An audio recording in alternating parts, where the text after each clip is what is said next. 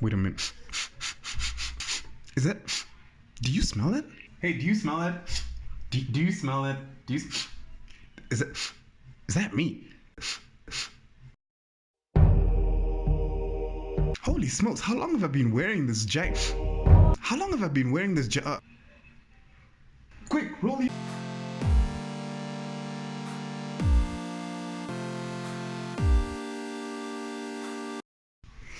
All right, welcome back, everybody, to the channel. This is episode 2. If you're joining us for the first time, welcome. I hope you guys are well rested and ready for episode 2. If you are, let's jump right back into this. And guess what? We actually have our first suggestion from the comments section. And our first and only suggestion from the comments section this week is from Ruan Jordan.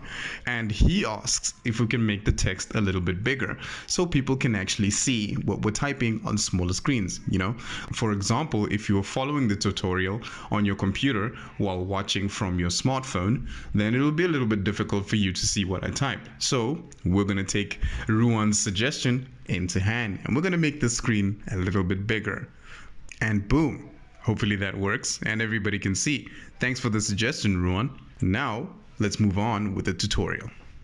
So where did we leave off in the last episode? In the previous episode, we covered how to create a style sheet, how to import it into our index file, and then we stored it in one of our folders so that we could access it through our index file. This right here is our index style.css. As you can see, it's now integrated into our index file. What we can do now is actually go ahead and close this CSS file because now it's integrated into our index.html file, and you can see it here by clicking on this tab. Now you can shuffle between your source code and your index stylesheet.css, as you can see here, basically making it easier for you to actually switch through the stuff without actually going through folder to folder and accidentally saving stuff where you don't want it to be saved. This is awesome. Thank you, Dreamweaver, one more time. I'm gonna actually start putting up a little counter against myself every single time I give Dreamweaver props. You know, it's kind of like a thing that I'm gonna start on this channel. Weird stuff happen on this channel. We have fun. Okay, so this in your folders right here in styles is now integrated into your index.html file, which is awesome. Right, now let's start actually manipulating stuff on our index.html page. So what we're going to do now is grab a property by its name, and we're going to grab body. Remember the body where all the organs live? I know that you're freaking out trying to ask yourself, where is this coming from? Just in case you forgot, that's not a problem. Go back into your source code of index.html, and this is the body that we are talking about. We're going to grab that. We're going to open the squiggly brackets. I have no idea what they call those things. Quick Google search will help us out. But for now, we'll just call them squiggly brackets. It helps people remember. After typing those squiggly brackets, we'll just go and leave some lines open so that we can type our style attributes. And for this one, just to get the ball rolling, we're going to try and change the background color. Most of them are straightforward, like background color. If you're going to change the background color of something, it's natural that it would be called background color. So now the background color is the background we're going to be changing, and we're just going to give it a hot pink right here. I don't know what it is about this color. It's just so beautiful and magnificent, and it brings out my eyes. Look at my super sweet sweater. I don't know, what do you guys think? Let me know in the comments down below. Does this color work? Yeah or nay? Anyway, so we're just going to go ahead and type background color. I made a mistake there. Background color. We'll talk about shortening some of these attributes, but for now we're just going to type out everything in full so that you get a better understanding and can grasp what most things mean. So we've typed background color. We're going to hit double point. My words are really escaping me at this point. Okay, we're just going to type a double point. You know what I mean when I say double point, right? Right. Double point. We're going to give this a color. Oh yeah, and background color can literally be any color that you want it to be, as long as it's in hex or RGB. I think those are the safest two color options that you can use that every single web browser will understand. If you don't know any colors off the top of your head, don't worry about it. You can literally type in green or yellow or literally the name of the color in which you want to put on, if you know specifically the name of the color, and chances are that it'll pop up. And it's not a problem if you don't know any colors either. Have no fear. You can go ahead and hit the hashtag, that's Shift-3 on standard keyboards, and that'll bring up Dreamweaver's color picker. And that is like super helpful, because you can just like scroll around and you can literally pick any color that you'd like to pick. And when you're done, you just go ahead and hit enter, and it'll produce a hex number, which you see right here. This is the hex number for that hot pink, and you could literally use this hex number anywhere else in the Adobe suite if you're into design or whatever. But for now, we're still steering easy. All right, so we're gonna go ahead and save this. We've given the body a background color of hashtag hot pink. Holy smokes, did you hear that? Hashtag hot pink. We're gonna go ahead and save this and see it in the browser. So we're gonna go ahead and move to the browser, and then we're going to hit refresh. And watch this. Look at that. The whole background is hot pink. Hashtag hot pink. Hashtag hot pink. Now, it's important to also note that if you're giving something a color, it's either you only use hashtag and the numbers, or just the name of the color. Not hashtag yellow, but just yellow. And not just the numbers, but hashtag and the numbers. But most of the time when you hit hashtag, it's going to ask you to choose a color. If you already know the color, then you just put in that hex with a hash in the front and ignore the color picker that Dreamweaver brings up. All right, so now that we've created our perfect, beautiful CSS baby, we're going to go right ahead and delete them from the page. We're going to delete all of this. We're going to delete all of these styles. We're going to go straight into the source code, and we're going to delete him from existence. He's gone now. Now, an important thing to note as well is that as soon as we remove our CSS style sheet from the source code, the index_stylesheet.css tab still remains, but it is inaccessible. That is because Dreamweaver takes a while to process what has just happened. It's kind of like a very traumatic experience for Dreamweaver, so it just doesn't want to let go, you know? So it kind of just like holds on to the memory of index_stylesheet.css. But in reality, we know he's gone. So now that we've established that our style sheet is no longer with us, we have no way of controlling our index.html's style properties and how to make it look good.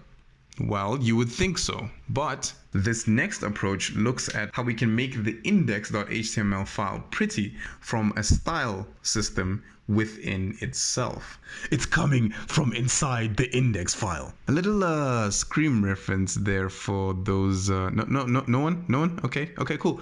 Moving on. All right, so we're gonna come down here to body, and this approach that I'm going to show you now is called inline styling. Nobody really likes inline styling, and please try to keep it to a bare minimum, like literal minimum, unless you're using it to build mailers, which you must be aspiring to be a rocket scientist, because building mailers from scratch through inline styling is a bit of a mission. Give it a try one time and let me know how it goes in the comments down below. I'm keen to hear about people who actually enjoy creating mailers. You people have my respect. Anyway, this is called inline styling. So how do we go about setting up an inline style? Do you think we do it the same way? Do we call in a link? No, we do not. Instead, you would open up a little space inside of the body tag, not outside. Notice that I'm going inside of the tag, right after the Y for body. And we're going to hit space. And then we're going to type the word style so that it knows that this is a style attribute. And then, just like when we were bringing in the link to link our CSS style, we're going to hit the equal sign, and then we're going to hit the 2 inverted commas. Make sure that you open and close the set to avoid any errors down the line. Okay. Also, I must note to you, in the beginning, right after style, you don't write style double point, and semicolon, or else you'll encounter some errors. So instead, we're going to use the equal sign and the inverted commas. And as you can see, no errors.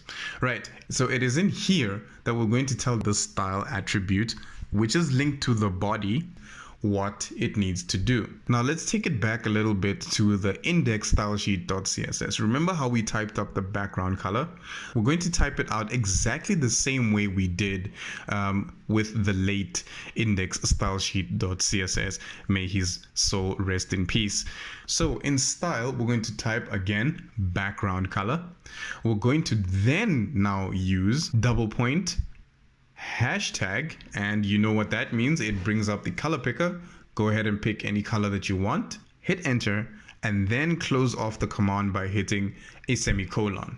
And it will basically work exactly the same as it would have in the index_stylesheet.css file. Except here in the index.html file, you're telling the body directly that it should have a style with a background color of hot pink once again. When you hit refresh and test this in our browser, the background color should change.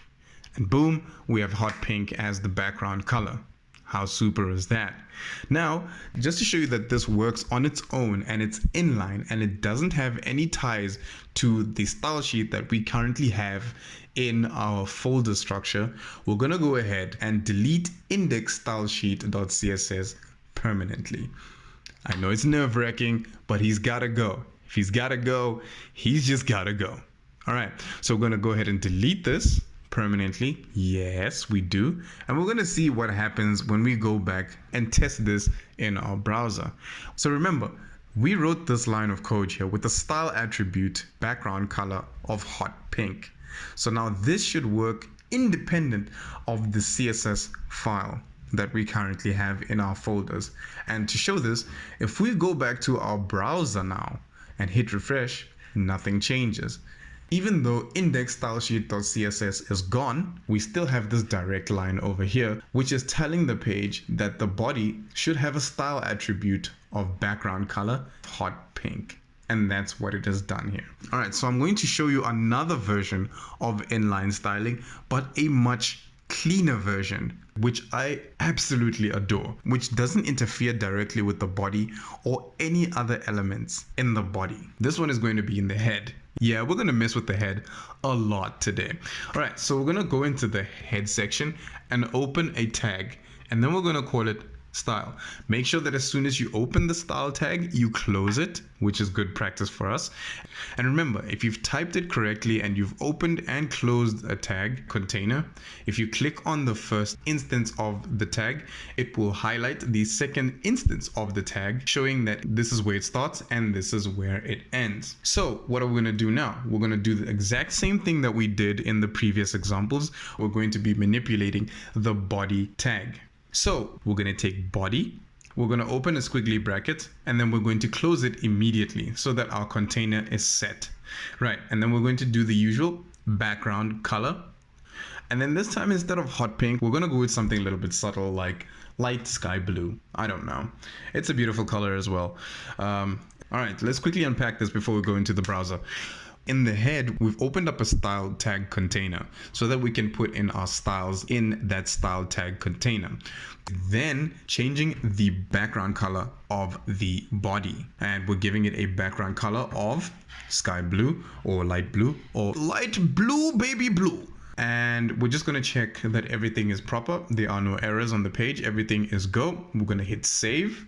And now we're just going to go over to our browser, hit refresh, and see what happens. And as you can see, the background color has changed. Super duper uber fun. Cool. Now let's get tricky. We're going to take a look at contradicting style elements. What would happen if the styles in the head contradicted with the styles in the body? Let's give it a shot. Right, so we're going to go into the body. We're going to open up a style tag, remember, equals and inverted commas. Then we're going to give it the same style, except this time we're going to give it an evil red, the defiant one, a sign of true rebellion. We're going to hit enter, And then we're going to just save this document, and then we're going to head over to our browser. And before we hit refresh, what do you think is going to happen? Conflict. Let's hit refresh and find out. Boom, it's turned red and ignored the one in the head. Why do you think this has happened? Why would it ignore the one that's the highest for the one that's the lowest? Well, the easiest explanation basically is that code runs from top to bottom. And the last command that index.html issued was that of the body, which told it, my background color is red. Now, later on in harder tutorials, we're going to see this in action when we start to introduce things like jQuery. But that's for another tutorial. Man, I keep on saying that. I should really get a tally board for every single time I keep saying, we'll discuss that later. Okay. Okay. On with the tutorial. Okay. So now that we've seen defined code in the body, what happens if we duplicate styles within the styles tag? Well, I mean, that's a no-brainer, right? Code runs from top to bottom. Therefore, the last style attribute issued by index.html would take preference. But, my dear viewers, I say, what if you could tell the page that some things are just more important than the others? Well, there happens to be an instruction that you could type that would tell the page that some things are indeed more important than others. So we're going to go back into Dreamweaver. We're going to go to the background color, and then behind the color, we're going to hit space, go down into your hints, and hit important. And that's it. Now your page knows that this body style attribute is more important than the body style attribute beneath it. And now that we know that this instruction enforces the law on the HTML page, it is important to note that this is only used for worst case scenarios where you've double typed by mistake and can't see the duplication you've made, and you really need to get this to your boss or he's going to fire you. Then use important everywhere. However, I would advise don't go making duplicates everywhere just so that you have an excuse to be using the important power. Look, this isn't Spider-Man, but we all know that line that Uncle Ben used. And I ask you to please exercise that line, because this is bad practice to just duplicate things. All right, moving on. So now that we've enforced the important law on the page, we're going to actually try and see if the body element could override the important instruction on the page. Let's see. Let's give it a style. We're going to give it a background solo. Why am I thinking of solo? Weird. Background color. Let's give it a background color of, wait a minute. If solo is spelled like this and color is spelled like this, is it solo and colo? No, I'm talking crap. Anyway, we're going to give it a background color of, let's go with yellow this time. Man, I am all over the place with the colors today. Anyway, I like that yellow. It's great. We're going to give it a yellow. We're going to hit save here, and then we're going to go back to the browser. And what do you think is going to happen? Let's find out.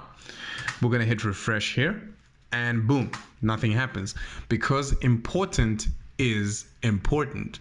Nothing overrides an important except another important. We can change the body element's background color to literally any other color in the world, and it wouldn't change so long as the important instruction stays on the page. Now, I want to challenge you guys to go ahead and try and use two importants on a page and see what happens. Let me know in the comments down below what happens. I'm pretty sure that's going to be a fun one to try. All right. So now we're going to look at basically shortening your style attributes. For those people who just don't want to type out color or have a hard time spelling color, like me sometimes. I mean, I live in a different part of the world, so obviously the spelling of color comes in wrong. And if you spell it wrong, your CSS tends not to work, and then you cry. So we're going to go ahead and from here, delete color and the dash, leaving only the word background. Sounds a little bit weird that we'd only be changing background, but believe it or not, CSS actually allows this to happen. You can get away with calling it background, giving it a color, and you would have the exact same effect. Watch this. Now note, and I'd like to put a giant note here, this doesn't work for every single style on the page, just for some. Note I said some style attributes. This doesn't work for all style attributes, it works for some style attributes. And I promise you, together we'll go through a list of some of the style attributes that you can shorten and those that you cannot or should not, basically. And that brings us to the end of episode 2, CSS setup. Hope you guys had fun with that one actually, and setting up and manipulating elements on the page. Well, one element, doesn't matter, you manipulated an element on a page using a bunch of words. How freaking cool is that, man? You freaking code wizard. You deserve a hand clap and a pat on the back for that. And we are at the end of the video right now, and we're just gonna go join the Nigerians having a super party downstairs. I have no idea what they're doing, but I'm just gonna join because it sounds like hella fun. They've been screaming and shouting and dancing and drinking for the past 2 days, and we're just gonna go get a piece of that. We can't resist. While we do that, you can just give us a like or a dislike. Really, anything is cool as long as you give us something, please. If you have any suggestions for any future videos or any questions, really, you can leave them down in the comments down below. If you really like our channel and the stuff we do on this channel, go ahead and hit the subscribe button, and right after that, why don't you just go ahead and hit the bell so you don't miss an upload when they come out. Also, make sure that you hit the all button so that you get notifications all the time and not just sometimes. Well, if you want them sometimes, then hit sometimes, you know. But if you want a notification to all our videos, then go ahead and hit all. And with that said, I've got my Nigerian hat on and my two-piece going, and I'm going downstairs. And with that said, I'll see you in the next episode where I turn myself into a pink slime creature.